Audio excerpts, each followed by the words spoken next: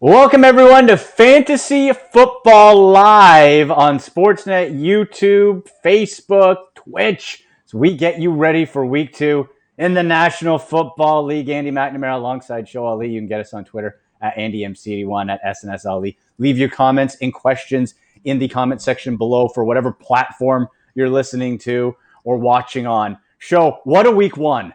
What a week 1 that we had in the NFL. We're going to get through the injuries, start, sits, and of course, answer all your questions. That was and a good start to the week, too, with the Thursday Nighter. Big Browns win. Yeah. I was going to say, you're not wearing the Browns jersey. I would have thought of all weeks to wear the Browns jersey to start the show. It would have been the week they're coming off a huge win, albeit the Bengals. But still, I would have thought this would have been the week to wear it. Yeah, exactly. Producer Drew, I can't hear Show, so if you can get him on there, if that's all right. But in any case, as we get that figured out, we'll go through the injuries and show there are so many. Like this is like almost like panic time when it comes to what we're supposed to expect from the fantasy football side of things. With Michael Thomas is out, even Jamison Crowder is out, George Kittle. Like, we're talking about heavy hitters. Brandon Cooks just got ruled out. Heavy hitters from the fantasy world gone. So this is crucial in week 2 to be able to go through and figure out, okay, how, like, we're never going to replace a Michael Thomas, for example, but what we're supposed to do outside of that. There's a lot to dig into here.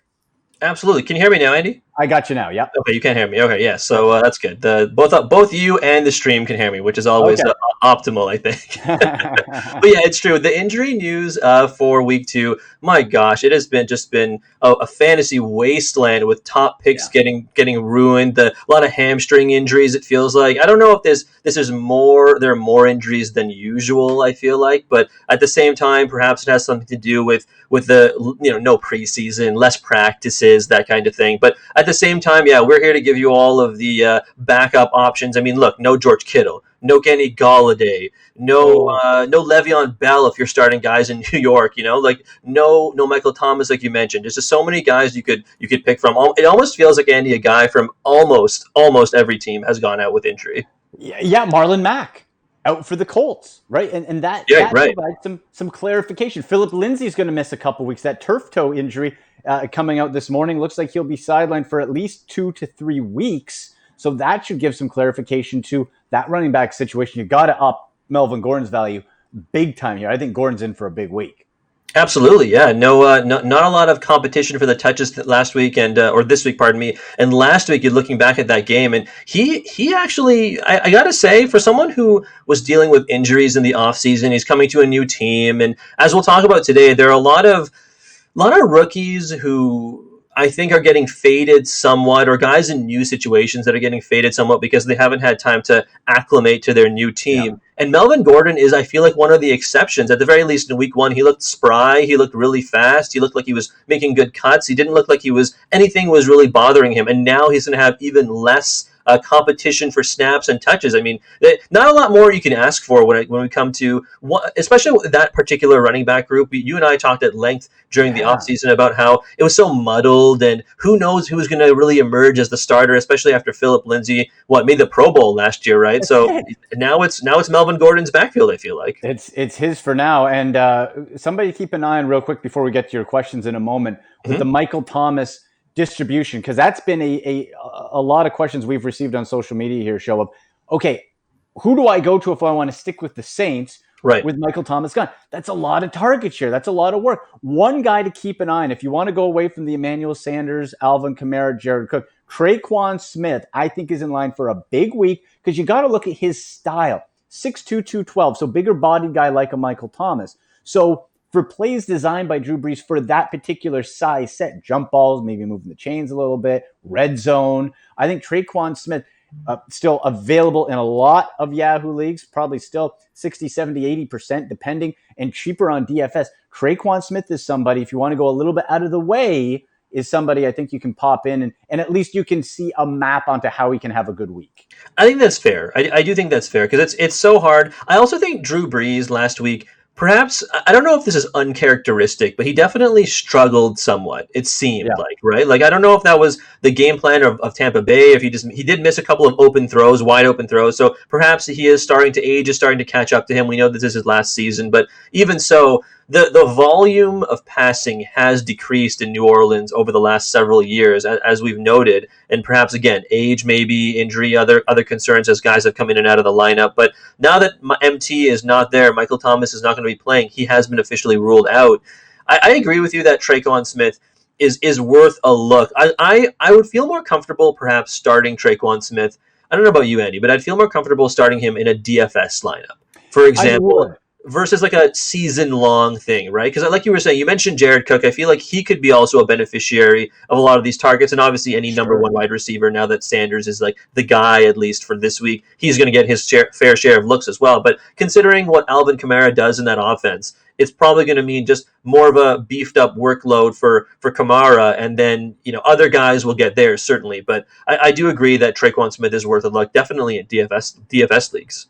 For sure. Alvin Kamara, I think, is going to pick up on a lot of that. We'll get to a couple deep sleepers later on as well. And if you listen to the Fantasy Show, which you can listen Canada-wide on the Sportsnet Radio Network, 8 to 10 a.m. Eastern every Sunday morning with Show and myself, I got for a replacement possible for Kenny Golladay. Oh, boy.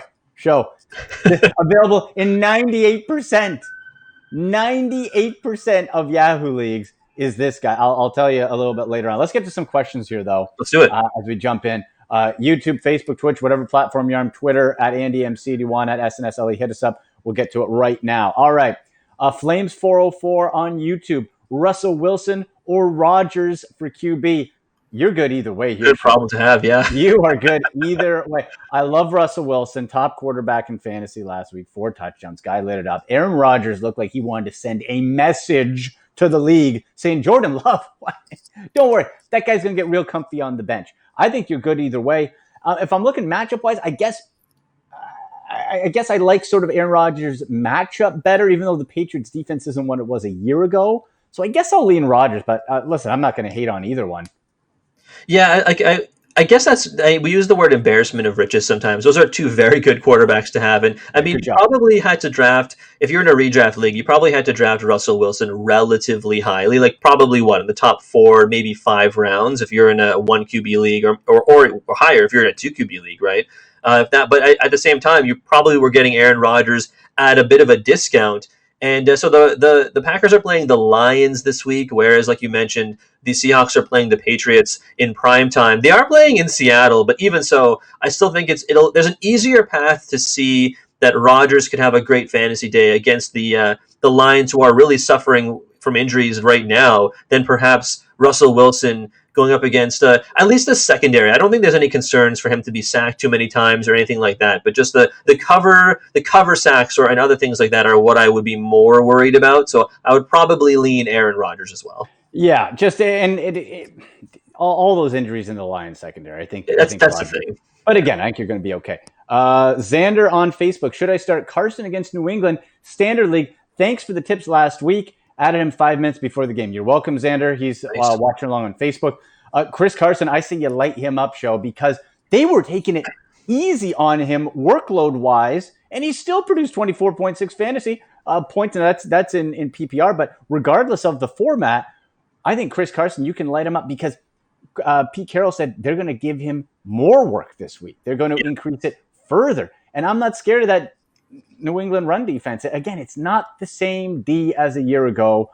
Chris Carson, I think you can feel pretty comfortable putting him in just about any situation. And I would say, too, even if you are even the slightest bit concerned with the run defense, you have to also keep in mind that Chris Carson got a lot of I think actually most of his points last week through the air, right? He's clearly being encouraging. Added. Yeah, he's being added through the getting a lot of catches, getting a lot of dump offs, and they designed some plays for him to contribute through the air. And let's just say that Tyler Lockett and DK Metcalf do get tangled up with Stephon Gilmore and Jonathan Jones and J.C. Jackson and all those corners, those good corners, which is probably the only really good part of that New England defense. So if that's the case, then you got to think that Russell Wilson, who likes to move around in the pocket, is going to be looking Chris Carson's way even more, right? So that I would say that's an additional point in Chris Carson's favor. Absolutely. And those little quick checkdowns, so multi-level. 37 Wild Dog, nice name Ooh, on nice name. YouTube. Malcolm Brown or Benny Snell? Malcolm Brown all day. This coming out officially, and it's what I expected.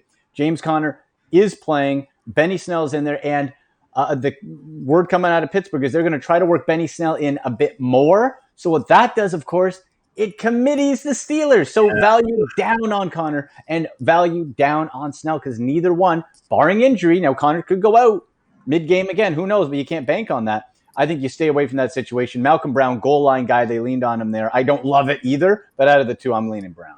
Yeah, it's unfortunate that both of these backfields ended up being as muddied as they've become because I think you had definitely warned preseason that the Cam Akers high, he was going really high in drafts, right? And I think there is a path again for him to be a little more fantasy relevant come perhaps the end of the season, mid-season, the end of the season as the year goes on, certainly. But Malcolm Brown, I mean, man, that guy got, 18 touches, got all of the goal line work. So if that's the case, I mean, you can't really ask for more. Certainly there will be some fantasy committee questions going on there for the rest of the season. But I still think right now, as they're trying to work back in James Conner for Pittsburgh, I would say between those two, it means you probably would prefer, at least for this week, lean towards, I should say, the Rams and Malcolm Brown, even against a decent Eagles run defense. It's not a bad run defense, but even so, they give a lot of touches to Malcolm Brown.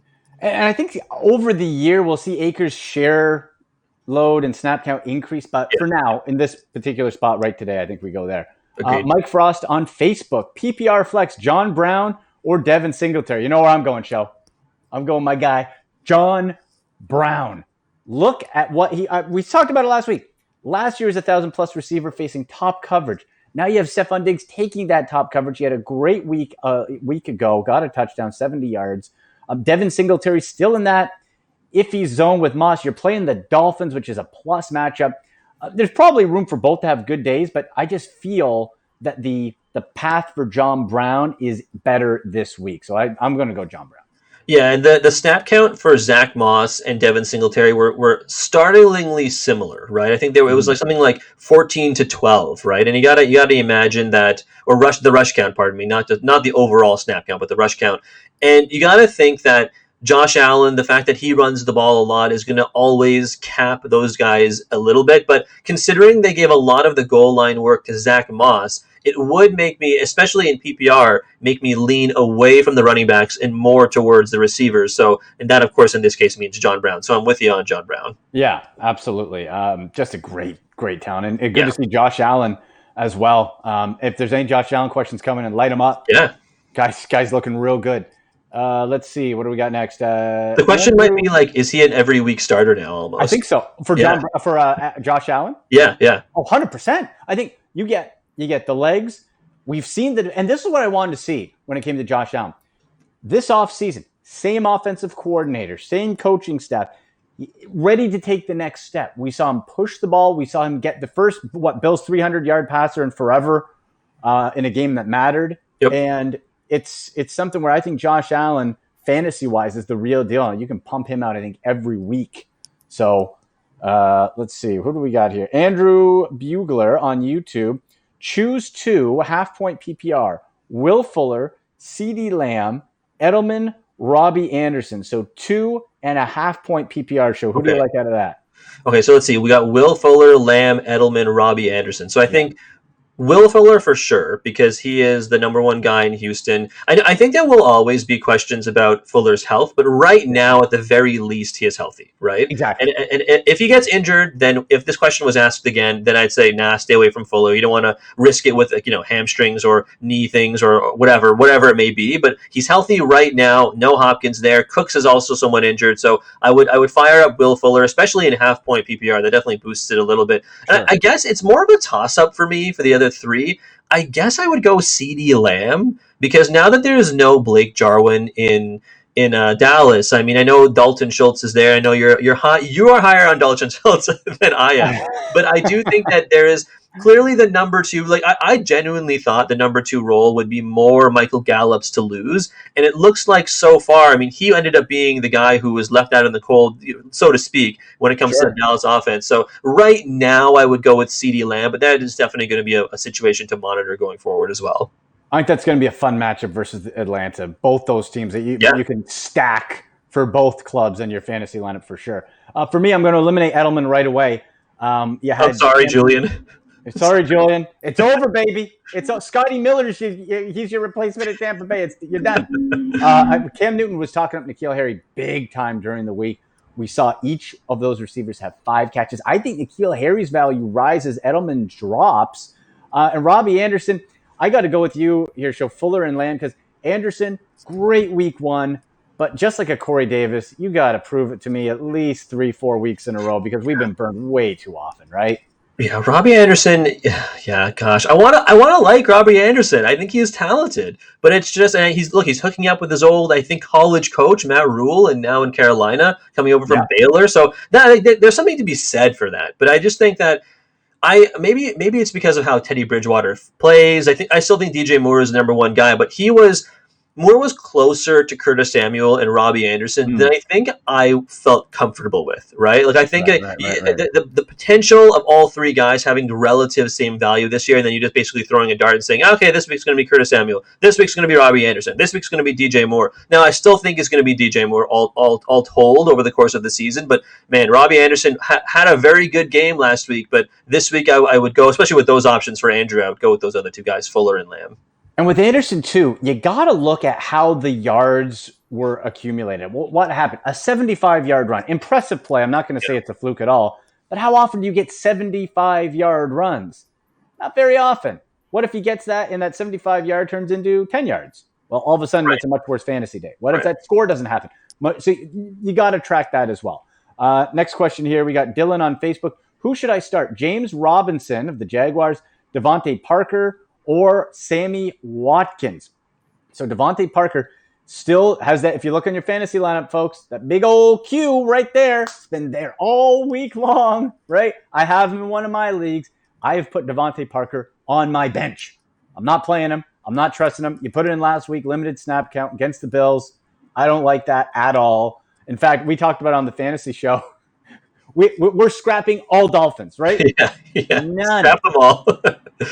We're putting a big old X on the Miami Dolphins for this week.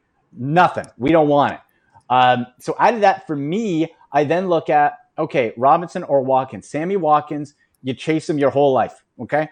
Really consistently fantasy football-wise, since his rookie and second year, he hasn't been relevant. Could he go off in Kansas City again? Sure. Could he also put up a 2-catch, 25-yard day? Yup. So for me, I like being a little more conservative, Show, when it's for my season-long leagues. In a DraftKings lineup, you want to take one of your contracts. Sure.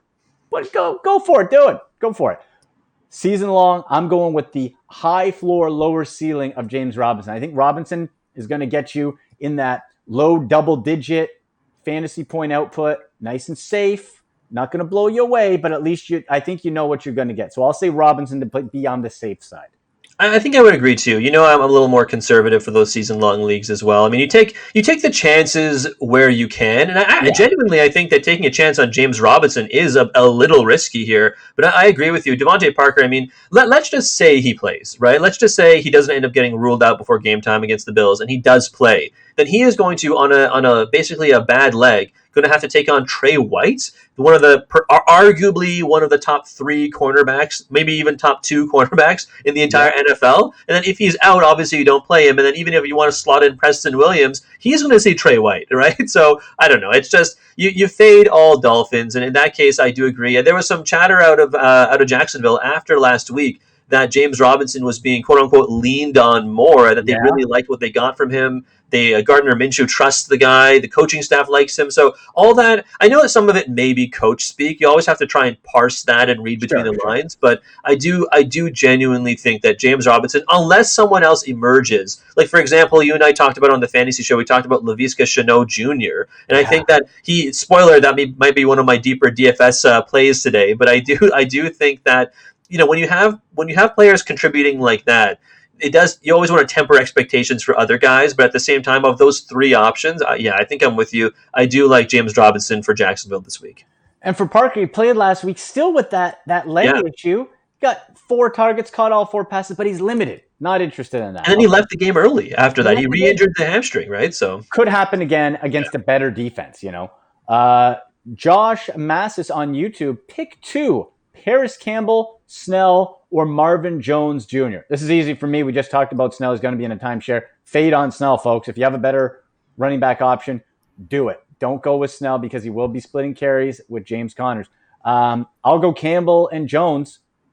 Just because those are out of you have 3, I'm taking out Snell. It's 2. Yeah. There you go. That's how it works, right? That's how it works. Yeah, I agree. I on Paris Campbell real quick. I mean, I've been high on him all off season, and a lot of people have been. He's been a very popular sleeper, and it looks like he has carved out a nice role for himself in that offense. No Pascal for the Colts today, I believe. So perhaps that changes what the coverage is for the Colts. Pardon me, and you see no Jack Doyle as well. So they're suffering for some injuries. I know your guy Jack Doyle. What are you going to do there, right? But yeah, I think that opposite T.Y. Hilton, Paris Campbell has a real opportunity to remain. He ran most of his most of his snaps out from the slot, and he'll probably continue to do that. And if he can, I do think that he'll have some success there going forward. So I really like Campbell. Yeah, it's all about health again. So the opportunity is going to be there, and boy, you just hope Phil Rivers sort of reverts a little bit more back to 2018 because he looked like 2019 Phil right there last week. Not good. Let's see. Rogelio on Facebook, James Conner or James Robinson. We've just been talking about those guys. Yep. I'll go Rob. Again, the ceiling is higher for Conner, but he's coming off an injury. He could get injured again. And the coaching staff said he's going to split carries with Benny Snell. Robinson's going to get the workload. So I think you go Robinson there. Again, with a higher floor, lower ceiling. Agreed, yeah. I think that Conner, when fully healthy, and if he had the backfield all to himself, very talented, as we've seen, which is why he's such a popular pick in so many different leagues and in so many different formats as well, right? But yeah, as we just waxed poetic on James Robinson, I just think it's you can't trust guys coming back from injury into a muddled situation. Like if he was coming back from injury into a backfield that was all his own, I feel like maybe you have a different conversation, but that's not what's happening here. So I think you gotta put him on the bench just to see for now. Yeah, just to see. Does he get re-injured, whatever it might be. The best ability is availability. He's not available enough. He's not available. I'm gonna get you a coffee cup with that saying on it, so you can just hold it up to the camera. True. And opportunities equals success. That's the only math equation I can do, folks. There you go. That's all I got. Tom Stewart is asking, Russell Gage, Brandon Ayuk, or Sims? Oh, deep league there. Deep league. So here's my thinking. I love Brandon Ayuk from a season-long look. But this is what you have to realize, people. Okay? This is what's against Brandon Ayuk this week. He's a rookie. He missed a lot of training camp and very few reps to begin with a soft tissue injury. Soft tissue is number 3. So you got a hammy from a speedster, missed a lot of time, and he's a rookie. And he's a rookie, and the 49ers are known to, not throw the ball a whole lot if they don't have to. You don't have George Kittle either. I'm going to fade on Ayuk. I'm going to go Russell Gage because while the Hayden Hurst aspect, and I hope Hayden Hurst at the tight end spot goes off because I think he could be a heck of a talent there in Atlanta. But last week, how about this? How weird is this? You had Julio Jones, Calvin Ridley, and Russell Gage. All of them had 9 catches. All of them had 12 targets. Exactly the same, and all went over 100 yards. So I'm going to go with Russell Gage again. Yeah, I think of those 3 guys, again, those are really, not that they're scraping the bottom of the barrel, but those are very much questions where you're probably, it feels like you're probably in a league where all of the top waiver guys are taken, or perhaps you're in a 14-team league or something like that, right? So that's tough for sure. You're really scrapping it out for points here. I would agree on Russell Gage because, first of all, Matt Ryan throws the ball enough for all of those guys to carry value, and certainly Hayden Hurst, I think, will be mixed into the equation as well.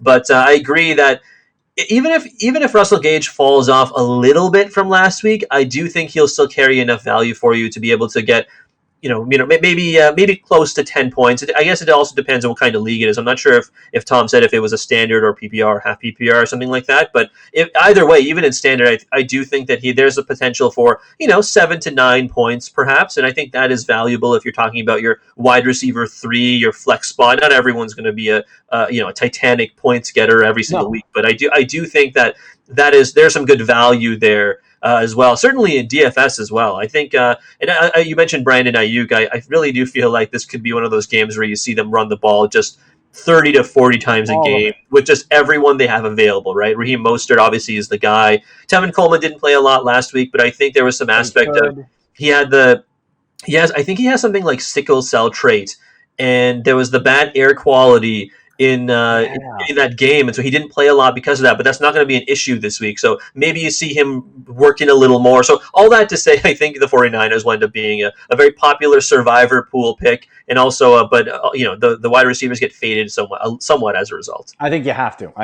there. Okay, let's see. Patrick on Facebook, would you go with CeeDee Lamb, Jerry Jeudy, my two favorite receivers in that draft class, Zach Moss or Robinson over DJ Chark or Hollywood at flex? Okay, so if I'm reading this right, he's choosing between DJ. So really all of them. Okay, so all of those. Yeah, basically, yeah. Okay, that's a lot of choices. I'm just trying to drink all that in. Half point PPR. Let's see.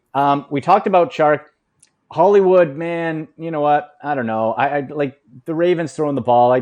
I still don't love it. I think Mark Andrews was a stud last week. I think that's the guy you want to look at. Sure. Jerry Jeudy, I thought had a nice debut, but is that going to continue against a Pittsburgh defense? I'm going to want to stay away from that. I think out of that group, CeeDee Lamb seems right to me, just for the fact, again, we just talked about the Falcons. That Falcons-Cowboys matchup has a chance to be an absolute track meet, shootout, whatever you want to call it. I think there's going to be a lot of opportunity for CD. I'll go Lamb on that.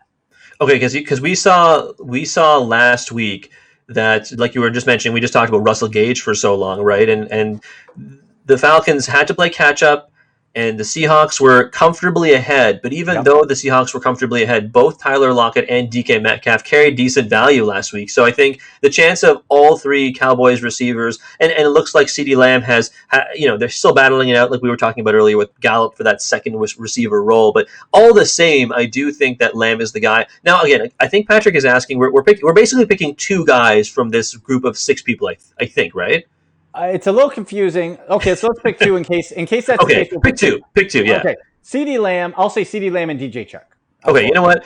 Yeah, because we already talked about James Robinson, Zach Moss. There's still some. I like the guy because goal line carries guy, but at the same time, for now, I think this has a potential to go away from that. Especially, maybe the Bills blow out the Dolphins and they run the ball a lot with Moss and Singletary, but you don't know that for sure. So I'm going to stay away. Josh Allen also caps his value a teeny bit, right? So if that's the case, then I would probably stay with Lamb. And you said Chark. I'll go with Chark as well. He is the number one guy and outsnapped everyone else in Jacksonville by a significant amount, and that doesn't look like it's going to change. One other note, too, to jump back quick to that 49ers game, talk about Brees and Ayuk. I would be looking at Mohamed Sanu, folks. Okay, he's going to play. He's got the contract done.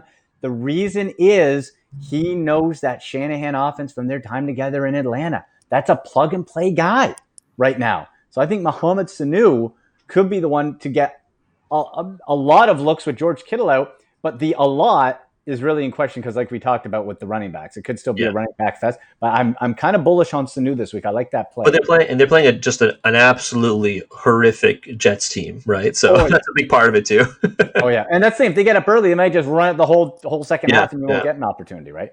Okay, let's see here. Alex Estrada on YouTube.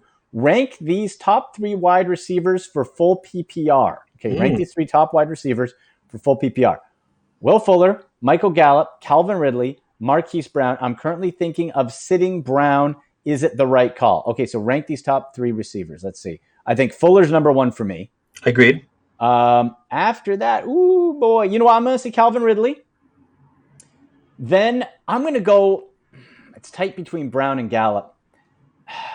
I'll say Brown by like a smidge and then Gallup, just because he's going to be for wide receivers in Baltimore, he's going to be that first look, but I don't love it. So I'll go in that order, and I will say sit Brown for Fuller because I think of volume. Right, yeah, volume. That's what I was going to say. Right, I agree. Fuller is the guy, number one guy. I agree with you there. Calvin Ridley, definitely the number two guy. I mean, he was flying up draft boards, and I think he proved it in week one that he's here to stay. So you keep Calvin Ridley up there. So agreed that it's basically down to whether or not you think Gallup is going to be the number two guy in the Cowboys pecking order, like we were just talking about, or if you think Marquise Brown, the number one guy for the Ravens, is going to repeat his performance of over 100 yards from last week. No, I get the question because Marquise Brown and the Ravens passing offense in general, it's a bit of a lower volume, essentially, right? It's just a lower volume. They just run the ball just a whole ton, which unfortunately makes a bit of a muddled backfield situation for guys like Dobbins and Gus Edwards and, of course, Mark Ingram. But at the same time, I do think that when he makes the most of his targets, I think it's more valuable to have someone who makes the most of his targets as the number one wideout for the MVP of the league, the defending MVP, then perhaps someone who could, if things don't shake out the right way, could be the number 3 guy there. Now, again, no Blake Jarwin in Dallas, so perhaps that affects it somewhat. But at the same time, I would at least for now be willing to give the edge to Marquise Brown, Hollywood Brown, and we'll see where things go from here. But for this week, I'll try out Hollywood. Yeah, and just a heads up as well, folks, Justin Jackson with the Chargers, quad injury, not expected to play today. So Austin Eckler and Josh Kelly, at least then gives a little separation. So just a heads up on that. Right. Let's see. Steve on Twitch. Stefan Diggs versus Dolphins. Tough secondary or James Robinson standard league. Boy, I think you got to go with the upside of Stefan Diggs versus that Miami team, right? So like we talked about James Robinson, a lot of James Robinson questions. Who would Jacksonville running back? Who would have thought? Again, I think Robinson is going to give you that nice, safe 10 to 14 fantasy point range. You're gonna be you're gonna be fine. But Stefan Diggs after week 1, chemistry building for week 2 against the Dolphins, I think you got to go Diggs there. Yeah, I don't think Stefan Diggs is quite an every week option just quite yet. I think we got to see a little more. But I think against the Dolphins, I do think he is. The Dolphins are not so great. I agree that they have a decent secondary, but I do think that the Bills will be able to find a way, especially with John Brown, your guy, John Brown, lining up on the other side of him. I do think there will be some opportunities for Stefan Diggs. And again, I think a lot of these questions about guys who are in first-year situations or new situations, right, whether they're rookies or they've been traded or signing new contracts with new teams like Diggs or Hayden Hurst or other guys like that, I think those guys will become continually more valuable as the season progresses, right? I think like you'll see more guys because limited OTA activities, limited or no preseason games, I should say, right? So these week 1, perhaps week 2 games for a lot of these teams are essentially serving as preseason games. And if that's the case, then perhaps you see the chemistry get built, you see the pecking order clear up a little bit, the backfields get less muddied, you see all of that continue to perhaps go on an ascent as we get closer to the middle of the season. So I think someone like Stefan Diggs will continue to gain and carry value as we head on through the season. I think so. I think there's enough room for both of them to eat, especially against the Dolphins. I kind of hope from that standpoint, from a Brown and Diggs standpoint, that Ryan Fitzpatrick does light it up a little bit better than last week, at least gets the passing game going to force the Bills and Josh Allen to keep going to the air a bit and not have to sit back and just, kind of run it in, which would obviously devalue Diggs and Brown. Jason on Facebook, Malcolm Brown or Robbie Anderson, standard league. The Malcolm Brown situation scares me, because the 2 touchdowns were great, got the starter reps, Cam Akers there. I just don't know if I can rely on that, right? Like, and we talked about Robbie Anderson, that's 75 yards and everything. I think when I'm looking at it, I'm going to go with Robbie Anderson, and I don't love it. Okay, I don't love it. But I just feel like Malcolm Brown just seems like a guy who, you got 2 touchdowns. If he doesn't get a touchdown today, you could see it going a whole different way, right? And have a really poor outing. So I think I'll go with Robbie Anderson, although, again, I'm not in love with it. I think I'll disagree with you on this one and go Brown. So Jason might need a tiebreaker here, but I think I'm only going to say Brown because not that I want to chase those 2 touchdowns, because how likely is that for someone to get another 2 touchdowns again against a pretty stout Philly run defense? They were top 3 last year in rushing yards allowed, so you have to keep that into consideration as well. But at the same time, I do think that the Rams coaching staff, Sean McVay and everyone there, gave Malcolm Brown the trust. They gave him, I believe, 18 carries. He got pretty much all of the goal line work. The Rams offense, a decent offense, not a great offense, but at the same time, I think I guess what I'm saying is I think there is a better chance for Malcolm Brown to pop than there is for Robbie Anderson, even though, and like you said, it's not the greatest of choices, unfortunately, and this is probably you're competing for a flex spot here or something like that, but considering it's a standard league as well, Robbie Anderson, I think, has a little more value in half or full PPR leagues, and then so in that sense, by process of elimination, I would lean more towards Malcolm Brown. Yeah, I don't hate what you're saying there. I don't. I think it's it's going to be one of those. I think you could kick yourself after either one. Yeah. It plays out. Okay, Alex on YouTube, Mike Gesicki or Logan Thomas at tight end, and we have to remember the Bills are missing their top 2 coverage linebackers. If that makes a difference to you at all, I really like the idea of Mike Gesicki. 3 catches on 5 targets last week. It was just a terrible game with Ryan Fitzpatrick in. And so here's the frustrating part with Fitzmagic. He could have a game like he did last week, or the dude could throw 4 touchdowns, 3 interceptions for 400 yards, right? Like there's so many different directions. I really like that rise in Logan Thomas with Washington, and I hope it continues because that gives us another relevant fantasy player in that thin tight end pool. So if I'm looking at it based off of last week, I gotta think Logan Thomas. I want to see more. There's the Cardinals. They should be running the score up, which would lend you to believe that they'll need to throw more. Sure. So I'll take a bit of a flyer on a Logan Thomas this week. I'm going Logan Thomas for sure as well. Mike Gesicki, I like him, and you and I talked a lot about him, and I think he'll be valuable when he's not playing basically 2 top 5 defenses in the NFL. I agree.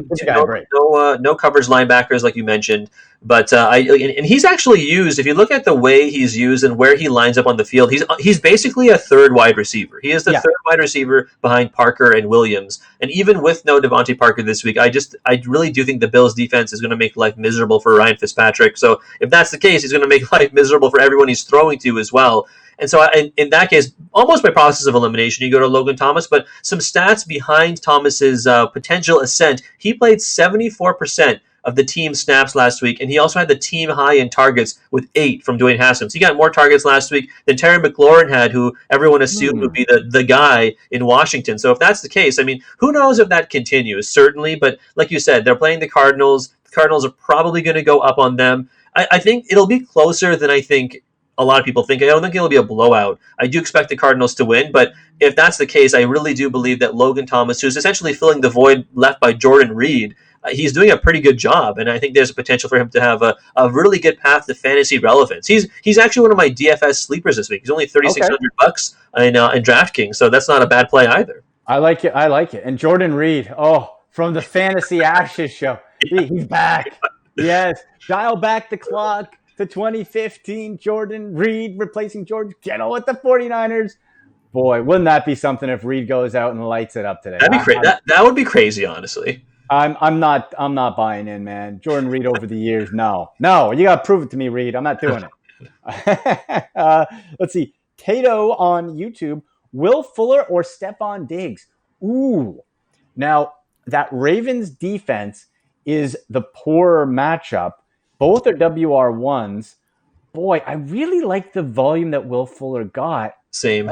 But I got to think that Miami defense is a better matchup. I'll have to go with Stefan Diggs in that scenario. Oh, I want to go with Diggs. I do, because again, I don't believe in the Dolphins defense. Like, they have some bright spots certainly, but I don't overall. I agree with you. I just feel like volume wise, again, that Will Fuller, he's the guy in Houston, right? Again, an ailing Brandon Cooks. Tight ends that you're not sure. It could go either way for the tight ends essentially every week. And I know they'll always return some value because tight ends, the positional scarcity at tight end is always such that you pick guys where you can get it. But at the same time, that all says that without DeAndre Hopkins, someone has to fill that void. And we saw last week it was Will Fuller, right? I mean, he got a ton of targets. Even against a decent Ravens defense, I still like Deshaun Watson to find Will Fuller often. Tato didn't say if this is a PPR league or standard, but even either way, I still feel like I would go Will Fuller just for now. Again, I think Stefan Diggs might carry some value a little later on in the season. So I say Diggs. Show says Fuller. And we'll see who's right at the end. Brandon Cooks, by the way, questionable with quadriceps. So that is something to note. Speedy guy with a bum leg. Keep that in mind. If you have Brandon Cooks, make sure you are tracking that. I'd probably sit him right now regardless based on this late standing of that quad injury. Flames 0404 says, pick 2, Malcolm Brown, David Johnson, or Dalvin Cook. Johnson and Cook, done. Yeah, So, that's yeah. I don't need to spend too much time on that. Dalvin Cook and David Johnson for sure. yeah, absolutely. Do go that way. Rogelio on Facebook, probably got the name wrong. Jerick McKinnon or Brandon Ayuk? Ooh, now that That's is a really tough one. because we just talked about Ayuk. Of if we're talking about this and he's healthy in 2 weeks, I'm going Ayuk. First game back, coming off a hammy, not a lot of training camp time. You have Mohamed Sanu flowing there, or Jerick McKinnon. Mostert's going to get the first touches. What's Coleman's usage? Whoo, boy. You know what? I hate both of it. I don't like that situation at all. Rogelio, I would go somewhere else personally, but if you got to make me pick one, I'll go Ayuk. But Yeah, again, I'd go somewhere else.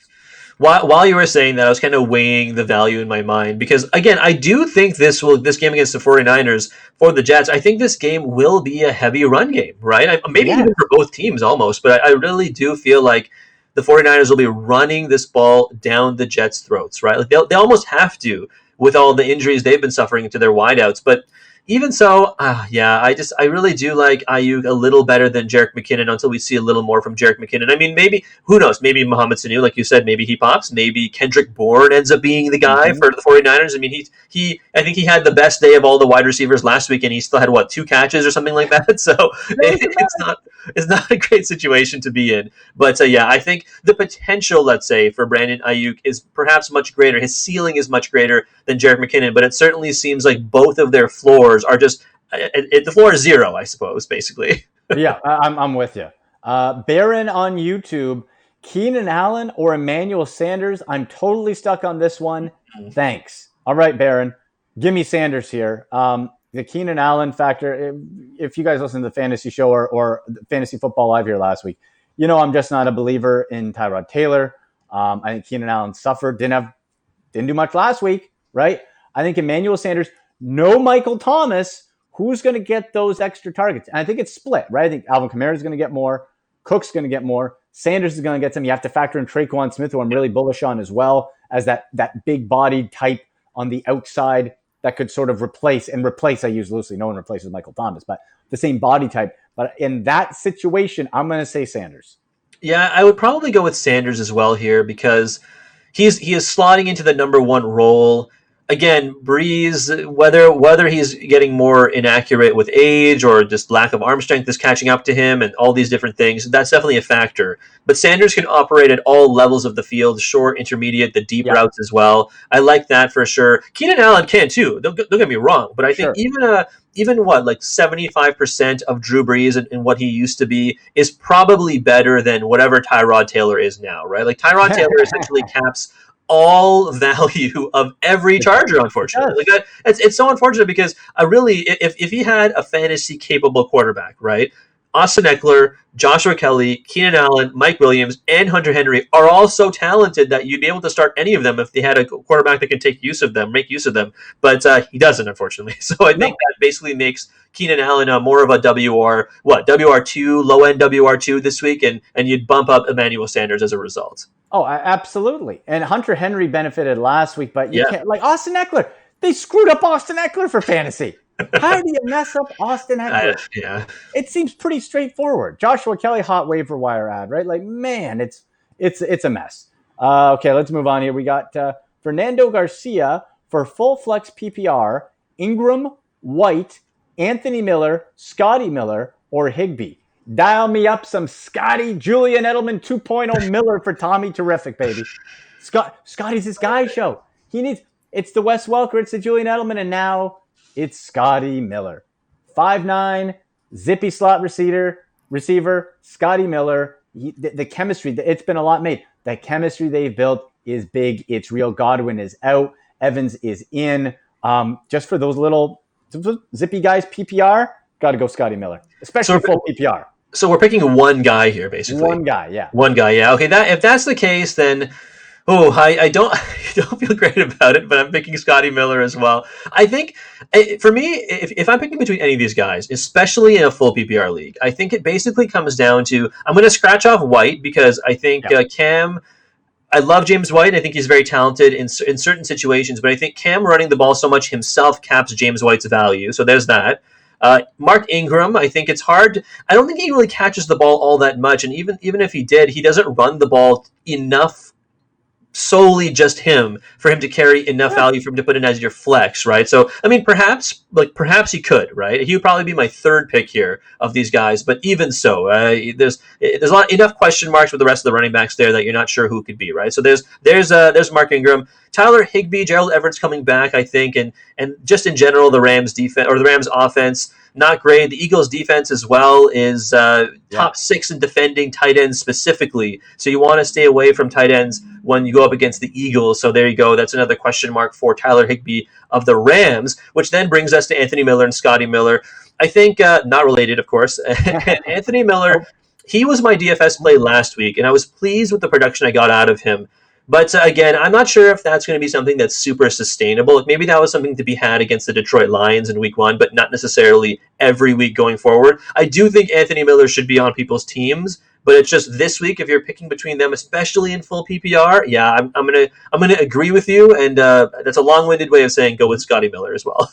Well, I think with the Ingram situation, what you got to look at, J.K. Dobbins got 2 touchdowns last week, 4th on the depth chart, 4. And what were we telling you last week, folks? I've been telling you all off season, okay? The Baltimore Ravens said, John Harbaugh said, they want to use all 4 running backs. Doesn't matter with the depth chart. Gus Edwards is going to get in there. Ingram, Dobbins, Hill. Oh, by the way, Lamar Jackson likes to run too. Yeah. Total mess. You don't know really who can do what. So that's the situation. Browns fan, 636 on Twitch. Gotta get to my Browns That's fan. your guy. Your guy. Andy, be honest. Is this your burner? Is that me? Andy, you're the best. Oh, well, thank you, Brown. No. Would you buy, sell, or hold Odell after Thursday's performance? I'm getting a lot of offers. Browns fan 636, sell. Get what you can now. I do not trust Odell Beckham Jr. I love what the offense did with the Browns. If the Browns are smart, Kevin Stefanski, okay, utilizing that Kubiak-Shanahan offense, which is built off of running backs and tight ends. Chubb and Hunt should be seeing the majority of volume for that whole offense, no matter what the situation. Odell Beckham Jr., sell while you can. I think his volume share goes down. He might get a lot of looks, not having a lot of catches, and that was against the Bengals. Washington might be a good matchup. Get what you can for OBJ. Sell now. You know what? I would say hold for, let's say, one more week. One more week. Because here's the thing, Andy. You said to me on the fantasy show earlier today that the Browns are going to be playing Washington next week, right? Yeah. So if that's the case, let's just live in this hypothetical world here, and I'm sure you will love this hypothetical world, in one in which the Browns just paced Washington, right? Ooh. Let's say they crush Washington. Odell's a big part of the game plan. They favor him. Like what? In that case, right? Let's say we're doing this show next week, and that is the result. After that, or I guess week 4 that would be the week 4 show, right? But let's just say Odell is great against the Washington football team. Let's just say that's the case. Would you then say sell, or would you say this is a trend that Odell is going to be great, he's going to be a good fantasy receiver, and thus we have to hold him? If you hold on to him after that Washington game and he balls out, I would say sell again. Okay. Because we've seen against tough defenses, it doesn't take much to throw Odell off. You can get in his head. He gets frustrated. So I would still say, with Odell really not being a true fantasy star that his name value projects in 4 years, I'd say get what you can and sell high. And you know what? Worst case, you don't get what you want. You hold on to him, sure. But if somebody's offering you something and wants to live in the now, I say go for it, man. You know, one thing we saw that I wanted to chat with you about really quickly. One thing we saw from that Thursday night game is that the Browns love Nick Chubb and they love Kareem Hunt, right? And this is not a knock against Baker Mayfield. I'm not knocking Mayfield here, but it's just that the Browns offense, and again, you've spoken to me about this at length. They're operating in that Stefanski offense, right? Where the offense that made Dalvin Cook a star in fantasy just a couple of seasons ago, basically, right? And now he's doing it again to Nick Chubb, who was already really good, and it's making the value of Kareem Hunt rise as well. So all that to say that the value of Nick Chubb and Kareem Hunt does make the value of everyone else rise somewhat, but it does also cap how many times the Browns throw the ball. Obviously, Odell is the number one guy, and I think, if you get an offer that blows your socks off, you trade him and you don't feel too bad about it, even if he does perform well for the other guy going forward. But at the same time, I just think that you probably have other guys on your team that will carry value as well. I've used that term so many times today, carry value. You will have other guys that you'll get value from as well. Well, especially you'd have to think Austin Hooper gets worked into the mix more than he has already in the first 2 weeks. Yeah. How heavily that offensive scheme relies on tight ends. I like it. Yeah. We got more questions. Let's get to our sleepers though here, and let's do our best bet of the day. My top sleeper, I teased it early off the top. Quintez Cephas of the Detroit Lions. Marvin Jones is in as the top receiver. When he receives top secondary coverage, guy doesn't do too well. Okay, he's a much better number 2. Kenny Golladay out. Hopefully returns next week. I have Golladay on one of my teams, so I'm crossing everything to hope he gets back. But you have Jones, Hawkinson, and that 3-headed backfield. So what does that say to me, Show, if I'm tracking this? Okay, let's go through it. Defenses are going to target Jones, Hawkinson, the backfield. Okay, you got to hold those accountable for Stafford. Quintez Cephas last week, who, by the way, going into the last couple of days, was available in 98% of Yahoo leagues. $3,800 on DraftKings. He had 10 targets last week. He only caught 3. You got to improve that. But he's okay. I'm about to say you got to get better. But 6'1", 200-pound guy. You put him opposite Jones. Okay, top guy carries Jones. Maybe in the red zone. If he just doubles that, let's say he gets 6 catches on 10 targets and a score. That's a really good fantasy day. I think my sleep, Quintez Cephas, you can pop him into your lineup, and that is a plus play this week. And I would agree in the sense that with no Golladay, Marvin Jones, who definitely operates, like you said, he operates better as a number 2 receiver than a number 1 receiver. He is going to be seeing, as the Lions play the Packers this week, he's going to be seeing Packers cornerback Jair Alexander a lot, I would imagine, right? Like, who knows how the Packers decide to deploy their cornerbacks against a team that does not have a clear-cut number 1 guy. But let's just say that Marvin Jones does assume that number 1 role and Alexander follows him around the field, then that opens things up elsewhere for people like Cephas, right? And I think that Hawkinson obviously is going to be a big part of the passing game as well. But I think that simply Cephas getting 10 targets last week proves that both Stafford, Matt Patricia, and definitely the rest of the Lions coaching staff has trust in this rookie. And 10 targets, I mean, how much have we talked about going into all this that, you know, the limited OTAs, the lack of preseason has limited a lot of these rookies just in general, but it hasn't really been the case for Cephas in terms of how many times they've thrown him the ball. So I like that.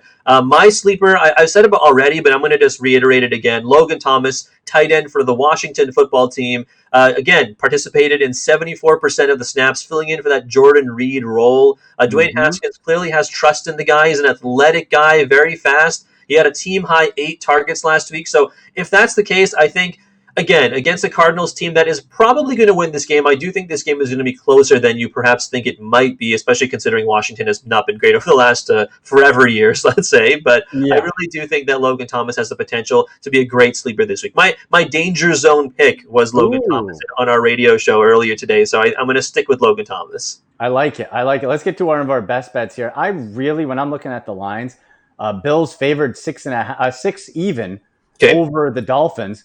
I think they cover that, no problem. I think they take down Miami. Like, is it unreasonable to think Bills win by a touchdown to 10 points? I don't think so. I think that's a pretty safe bet there. So that'll be my pick for the Bills to take care of that and win by more than 6.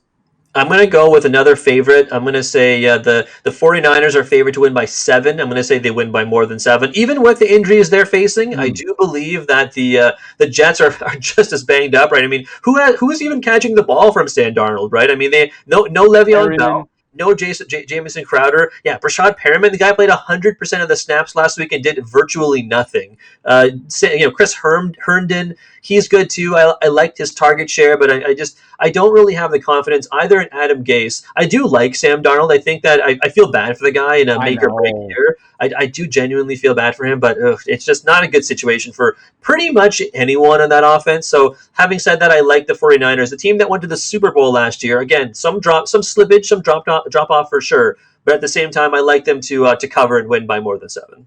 Show, I brought him up on the fantasy show earlier today, but I'm going back to it. All okay? right. Scuba gear. Okay, we're going to go deep diving. Let's do it. Get your snorkel, get everything all set up.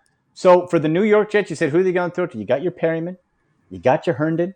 Well, for breakfast today, Show, I had my orange juice, and I put milk on my Berrios. Braxton Berrios, $3,000 on DraftKings. Who is he?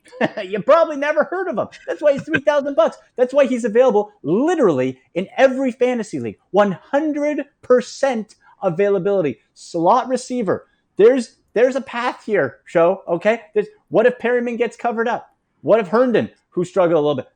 Braxton Berrios is your flyer, your sleeper, and boy, imagine if he has a day, the contrarian points you get on DraftKings. Yeah. Oh, man. That'd be pretty great. That would be pretty great. Look, New England Patriot legend Braxton Berrios. Okay, so there you go. Berrios, absolutely love it. Okay, let's get to a couple more questions before we wrap up here at top of the hour. David on Facebook, great show, guys. Love your work. Big Ben or Kyler Murray? Any sort of compliment gets you right to the top of my list, so I'll answer your question. This is a situation like we saw earlier where I think you're good either way. Kyler Murray, stud. Big Ben looked real good coming in. I'm going to say, off of that elbow, I'm going to go Kyler Murray. I just think because a little bit of that leg angle, not to say he hasn't even had to run that much, but against Washington, I think he can rake it up. Now, that Washington D-line is tough, but you have enough options. If they get to you can just dump it off to Kenyon Drake if you want, right? So yeah. I'll go Kyler Murray in this situation. Yeah, Kyler Murray is my guy too. I'm picking here. It's a close one. I agree, it's a close one because I genuinely do think that Big Ben looked pretty darn good against the Giants. I mean, he looked. Coming off that elbow injury, you think that a guy who's 38 years old would look worse, but he looked pretty good. But even so, I would pick Kyler Murray. That guy, man, I talked about before how Joe Burrow looks so electric and so smooth. Kyler Murray is just in that same camp. The guy, there was a play last week where he runs the ball, he dekes his way away from the defensive back, and the defensive back is already running full speed at Kyler Murray, and Kyler Murray just easily pulled away from him, ran the ball into the end zone. The guy is exceptionally talented, and even though I think the Washington defense is a little more stout than you would imagine, I do really like Kyler Murray against Washington here, so I'll go with Murray as well. He better be running away from Chase Young, otherwise we're just going to see the little top of his helmet coming out of the dirt there, poking away. Let's get to a couple more. Scott on Facebook, Dallas Goddard or Hayden Hurst? I love Dallas Goddard. I think the Hayden Hurst path is certainly there. Haven't seen it yet, though. We saw Dallas Goddard be the best fantasy tight end in week 1. The wide receivers are nothing special. Ertz, Goddard, there's enough room for both to eat. I say Goddard. Agreed. I think Ertz and Goddard are pretty much the top 2 targets for Carson Wentz in Philly right now. I believe it was something like Zach Ertz had about 85% of the snaps, whereas Dallas Goddard, even as the quote-unquote second tight end, still had about 79% of the snaps. So you start Goddard. I like Hayden Hurst the season long as well, but I think between these two for this week as well, you're going to go with Dallas Goddard. Like, I want to see Hurst get more of a target share because last week it was, like we said earlier, those 12 targets and 9 catches between Julio, Ridley, and Gage. So we need to see that, and the opportunity is there against Dallas. But yeah, Goddard has been proven. Why go away from something proven at this point? Last one of the show here, Jason on Facebook, Scotty Miller or Devin Singletary? I like the matchup for Singletary. You got Zach Moss. You have Josh Allen who runs. Scotty Miller, we talked about, especially. Oh, and it says PPR. Good job, Jason, for including that. PPR Scotty Miller. I think it's Brady loves him. He's going to get a lot of touches, maybe not a lot of yards, but a lot of catches go his way. I got to go Scotty. Yeah, I don't think that not going to be too many dump offs to Devin Singletary, even against a pretty porous Miami defense. I think Devin Singletary will obviously have value going forward, but for now, Buccaneers home debut. Tom Brady wants to get back onto the win column after a loss in New Orleans, so I agree. I'm going to go with Scotty Miller, especially in PPR. And no Chris Godwin, remember, as exactly, well. Right? Exactly. So Evans back, limits it, tight end muddled up. Scotty Miller, there's definitely a pack right there. That's one more question before we go on Twitter at Paul Sousa 80. Sure. Think CD Lamb breaks out today, and should I start him over David Montgomery? I say yes. We don't know the format. I say yeah, you go him over CD. Like Montgomery, bleh, so boring in Chicago, right? Ooh, yeah, not a lot of value, Andy. We've talked about this before, but not a lot of value for any Chicago player who not named Allen Robinson, basically. That's it, man. And Cohen signs that contract, but better real life player than fantasy player. Yeah, I think you go CD Lamb all day on that one. All right, show. That's it, man. We got another weekend. Folks, you can also join our fantasy listener league. If you go to our Twitter, we sent it out at AndyMC81, at SNS Alli, at the Fantasy Show, as well as on Instagram at Andy MC Sports. We got our listener league, so you can jump in there, have some fun, battle us head to head. But good stuff, man. We'll do it again next week. Yeah, may all your DFS lineups pay out. May you survive another week in your survivor pool. Hopefully everything for everyone, including you and I, goes well this week. Yes, absolutely. Good luck, everybody. Thank you so much for tuning in there. We will see you next week on Fantasy Football Live.